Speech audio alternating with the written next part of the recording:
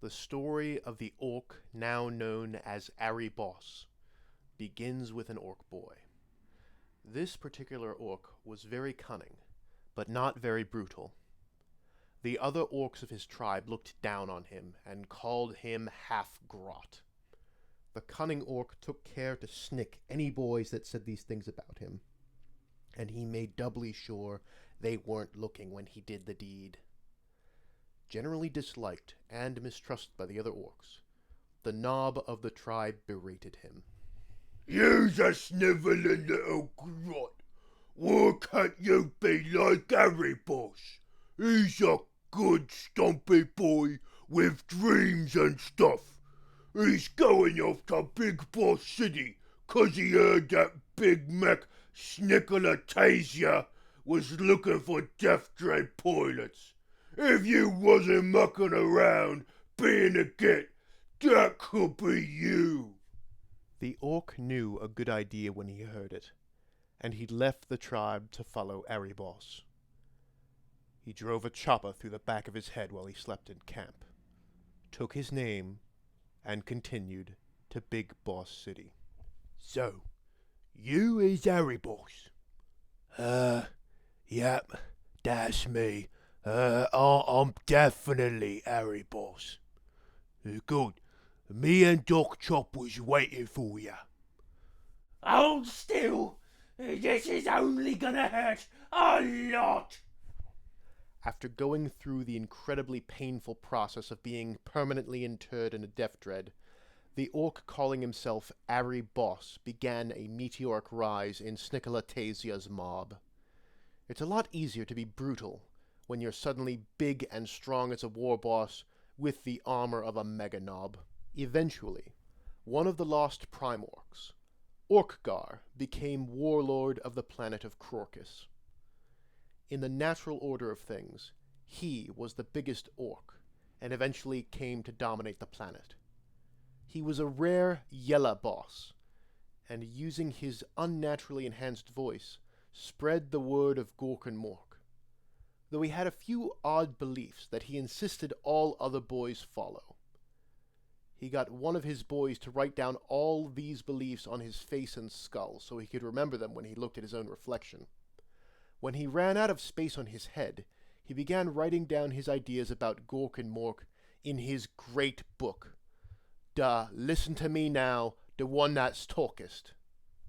"No, no, no. Gork and Mork, we're the shiniest of gubbins, and they need the bestest of hair squigs. Scribble it down right this time, or I'll crump you in the name of the Emprah, and Gork, and Mork." Orkgar was definitely crumpy. He was a prime orc after all.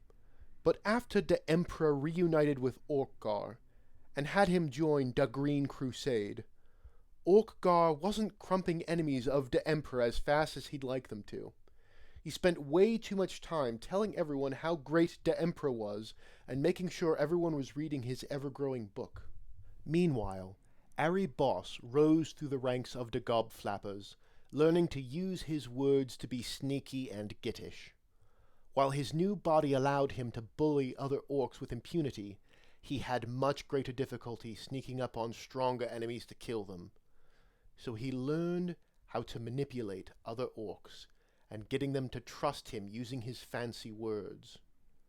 Orkgar envied the power of the Emperor immediately, but he didn't dare make his move until the time was right. When the Emperor finally got tired of Orkgar mucking about, he had Headbutt Ghouliman, Prime Orc of the Ultramarons, crump Orkgar's shining city of Monorkia, burning it to the ground. The Emperor himself told Orkgar he was being a great big git. It was now that Erebos made his move when Orkgar was at his most vulnerable.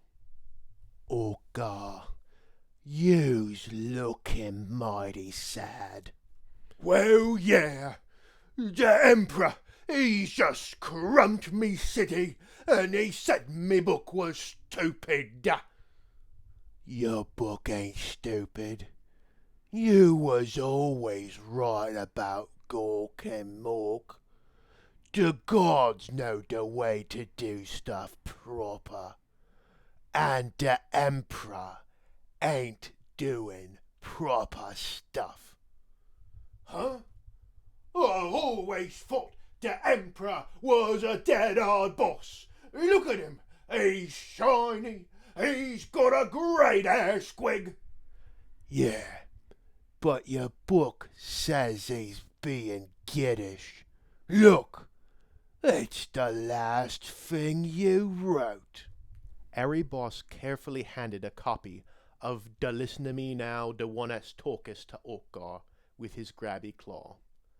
Orkgar flipped to the last page, and in big jagged letters it read, Orcs don't protect. Orkgar thought it was odd that the words were so big. He usually had so much to say that he wrote things really small. It was almost as if an orc in an enormous dreadnought with very poor pen control had hastily scribbled this on the final page. Orkgar concluded that he must have been moved by the gods to write something so dramatically. You're right. The boss ain't orky. He's protecting the humies when he should be a crumping 'em. But he's also bigger than me. And the biggest one is always the boss. But you know who might be bigger than the Emperor? I think between you and me, in our fancy words, I think we could convince Oris Ludakill to be the new boss and bring back the proper orky ways.